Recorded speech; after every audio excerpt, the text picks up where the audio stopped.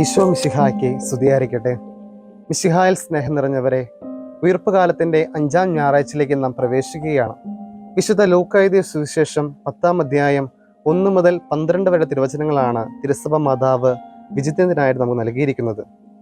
ദൈവരാജ്യ പ്രഘോഷണം എന്ന തൻ്റെ ദൗത്യത്തിൽ ഈശോ ശിഷ്യന്മാരെ പങ്കുകാരാക്കുകയാണ്. ഈശോ 72 പേരെ തിരഞ്ഞെടുത്ത് താൻ പോകാനിരുന്ന സ്ഥലങ്ങൾക്കെല്ലാം അവരെ അയക്കുകയാണ്.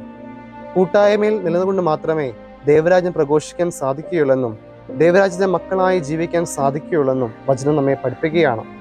ചിലർ ചോദിക്കാറുണ്ട്, എന്തിനാണ് സഭയിൽ അംഗമാകുന്നത്? ഈശോയോട് പ്രാർത്ഥിച്ച് മറ്റുള്ളവരെ സഹായിച്ച് ജീവിച്ചാൽ മാത്രം പോരെയെന്ന്. എന്നാൽ അവരോട് പറയാനുള്ളത് ഇപ്രകാരമാണ്: പത്രോസേ, നീ പാറയാകുന്നു, ഈ പാറമേൽ ഞാൻ എൻ്റെ സഭ സ്ഥാപിക്കും എന്ന് ഈശോ സ്ഥാപിച്ച ആ സഭയിൽ അംഗമാകുമ്പോഴാണ് ത്രിയേക ദൈവത്തിൻ്റെ കൂട്ടായ്മയിൽ ആയിരിക്കുവാനായിട്ട് നമുക്ക് സാധിക്കുകയുള്ളൂ. പോൾ 6-ാമൻ മാർപ്പാപ്പ ഇപ്രകാരം പറയാറുണ്ട്: സഭയുടെ ദൗത്യം എന്ന് പറയുന്നത് സുവിശേഷ പ്രഘോഷണമാണ്. എന്നാൽ സ്വയം സുവിശേഷവൽക്കരിച്ചുകൊണ്ടാണ് സഭ തൻ്റെ ദൗത്യം ആരംഭിക്കുന്നത്. അതായത് സഭയുടെ മക്കളെല്ലാവരും തങ്ങളെ ബരമേൽപ്പിച്ച സുവിശേഷം ജീവിച്ചുകൊണ്ട് അങ്ങനെ ജീവിക്കുക വഴി ക്രിസ്തുവിന് സാക്ഷ്യം വഹിക്കാനായിട്ട് സാധിക്കും. അങ്ങനെ സാധിക്കുക വഴിയാണ് പുതുതലമുറയ്ക്ക് വിശ്വാസം കൈമാറാൻ സാധിക്കുകയുള്ളെന്ന് പോൾ 6-ാം മാർപ്പാപ്പ നമ്മളെ പഠിപ്പിക്കുകയാണ്. പ്രിയമുള്ള മാതാപിതാക്കളെ, നാം ഭവനങ്ങളിലായിരിക്കുമ്പോൾ നമ്മൾ കുഞ്ഞുങ്ങൾക്ക് നമ്മുടെ വിശ്വാസത്തിന് സാക്ഷ്യം വഹിക്കേണ്ടവരായി മാറണം. നാം എന്താണ് അവർക്ക് കാണിച്ചു കൊടുക്കുന്നത്, നാം എങ്ങനെയാണോ ജീവിക്കുന്നത്, അതനുസരിച്ചായിരിക്കും അവരുടെയും ജീവിതം അവർ കെട്ടിപ്പൊക്കുന്നത്.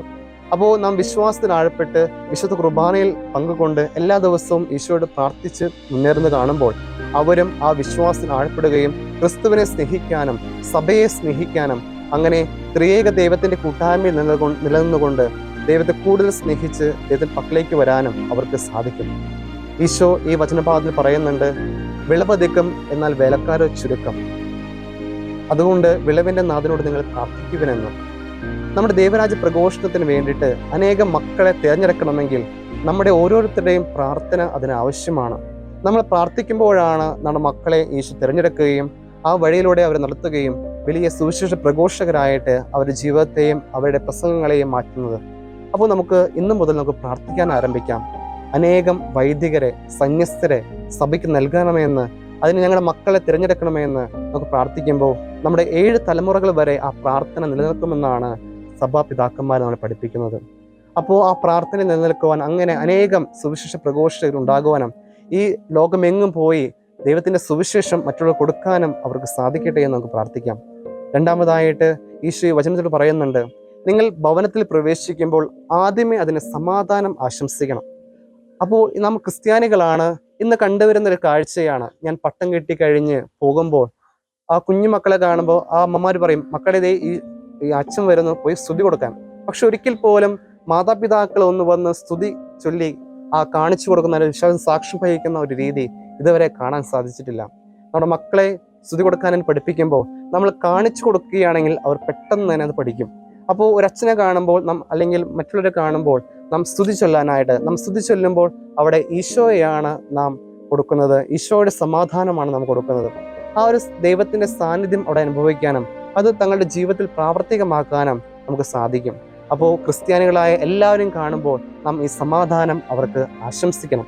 അപ്പോഴാണ് ദൈവത്തിൻ്റെ സാന്നിധ്യം അവിടെ വരികയും ആ സാന്നിധ്യത്തിൽ എല്ലാവരും നിറയപ്പെടാനായിട്ട് വലിയ സന്തോഷത്തിൻ്റെ അനുഭവത്തിലേക്ക് നമ്മുടെ മറ്റു കാര്യങ്ങൾ നിൽക്കുവാനായിട്ട് നമുക്ക് സാധിക്കുകയുള്ളൂ. മൂന്നാമതായിട്ട് ഈശോയുടെ ഭവനങ്ങളിൽ ചെല്ലുമ്പോഴാണ് സമാധാനം നൽകാനായിട്ട് ഈശോ ആവശ്യപ്പെടുന്നത്. 2-3 പേർ എൻ്റെ നാമത്തിൽ ഒന്നിച്ചു കൂടുന്നിടത്ത് അവരുടെ മധ്യേ ഞാൻ ഉണ്ടായിരിക്കുമെന്നാണ് ഈശോ വചനത്തിലൂടെ നാം പഠിപ്പിക്കുന്നത്. നാം കുടുംബത്തിനായിരിക്കുമ്പോൾ കുടുംബം ഒരുമിച്ച് പ്രാർത്ഥിക്കുമ്പോൾ ഈശോയുടെ സാന്നിധ്യം ആ കുടുംബത്തിലേക്ക് വരികയാണ്. നമ്മുടെ കുടുംബത്തിന് ആവശ്യമായ എല്ലാ അനുഗ്രഹങ്ങളും കൃപകളും നൽകപ്പെടുന്ന സമയമാണ് നമ്മുടെ കുടുംബ പ്രാർത്ഥന എന്ന് പറയുന്നത്. ഈ കുടുംബ പ്രാർത്ഥന തന്നെ നമ്മുടെ മക്കൾക്ക് നൽകുന്ന വലിയൊരു വിശ്വാസത്തിന് സാക്ഷ്യം വഹിക്കുന്ന കാര്യമാണ്. നാം ഒരുമിച്ച് പ്രാർത്ഥിക്കുന്ന കുടുംബമാണ് ഒരുമിച്ച് വളരുകയുള്ളൂ എന്ന് വിശുദ്ധ ചാവറ പിതാവ് എപ്പോഴും പറയാറുണ്ട്. അപ്പോൾ നമ്മുടെ കുടുംബത്തിലുള്ള പ്രാർത്ഥന ഒരിക്കൽ പോലും മുടങ്ങാതെ ദൈവത്തിൻ്റെ സാന്നിധ്യം വരുന്ന ആ സമയം ഭക്തിപൂർവ്വം ആ മുട്ടുമേൽ നിന്നായിരുന്നു കൊണ്ട് പ്രാർത്ഥിക്കാനായിട്ട് നമുക്ക് സാധിക്കുമ്പോൾ നമ്മുടെ കുടുംബത്തിൽ സമാധാനവും സന്തോഷവും അനുഭവിക്കാനായിട്ട് നമുക്ക് സാധിക്കും. അങ്ങനെ വളരുന്ന കുടുംബങ്ങളിൽ നിന്നാണ് നല്ല ദൈവവിളി ഉണ്ടാകുവാനും സുവിശേഷത്തിന് സാക്ഷ്യം വഹിക്കുന്ന മക്കള് വളർന്നു വരികയും അങ്ങനെ നമ്മുടെ ദൈവരാജ്യ പ്രഘോഷണം എന്ന ഈശോയുടെ ദൗത്യം തുടരാനായിട്ട് നമുക്ക് സാധിക്കുകയുള്ളൂ. ഇന്ന് പലയിടങ്ങളിലും മതമർദ്ദനത്തോടെ പല രാജ്യങ്ങളിൽ നിന്നും നമ്മുടെ ക്രിസ്ത്യാനികൾ ഉന്മൂലനം ചെയ്യപ്പെടുകയാണ്. ഇതിനുള്ള കാരണമെന്ന് പറയുന്നത് ആ വിശ്വാസം കൈമാറപ്പെടാത്തത്, അല്ലെങ്കിൽ ചെറിയൊരു സഹനം വരുമ്പോഴേക്കും, ചെറിയൊരു പീഡനങ്ങൾ വരുമ്പോഴേക്കും ആ വിശ്വാസത്തിൽ നിന്ന് വ്യതിചലിക്കാനായിട്ട് അവർക്ക് ഉടലെടുക്കുന്നു എന്നുള്ളതാണ്. അപ്പോൾ നമുക്ക് ധാരാളമായിട്ട് പ്രാർത്ഥിക്കാം, ദൈവത്തിൻ്റെ സ്നേഹം നമ്മുടെ കുടുംബത്തിൽ വരുവാനും നമ്മുടെ മക്കൾക്ക് വിശ്വാസത്തിൽ ആഴപ്പെട്ടവ ജീവിക്കാനും അങ്ങനെ സുവിശേഷത്തിന് സാക്ഷ്യം വഹിക്കാനും നമുക്ക് സാധിക്കട്ടെ. അതിനുള്ള ഒരു ദിവസമായിട്ട് ഇന്നത്തെ ദിവസം നമുക്ക് മാറ്റാം. അങ്ങനെ ഒരു ദിവസമായിട്ട് നിങ്ങൾ മാറട്ടെ എന്ന് ആശംസിക്കുകയും പ്രാർത്ഥിക്കുകയും ചെയ്യുന്നു. ദൈവം എല്ലാവരെയും സമൃദ്ധമായിട്ട് അനുഗ്രഹിക്കട്ടെ. നമ്മുടെ കർത്താവ് ഈശോ മിശിഹായുടെ കൃപയും പിതാവായ ദൈവത്തിൻ്റെ സ്നേഹവും പരിശുദ്ധാത്മാവിൻ്റെ സഹവാസവും വിശുദ്ധ കുരിശിൻ്റെ സംരക്ഷണവും അനുഗ്രഹവും നിങ്ങളുടെ മേലും നിങ്ങളുടെ കുടുംബങ്ങളുടെ മേലും ഉണ്ടാകുമാറാകട്ടെ, ഇപ്പോഴും എപ്പോഴും എന്നേക്കും. ആമേൻ.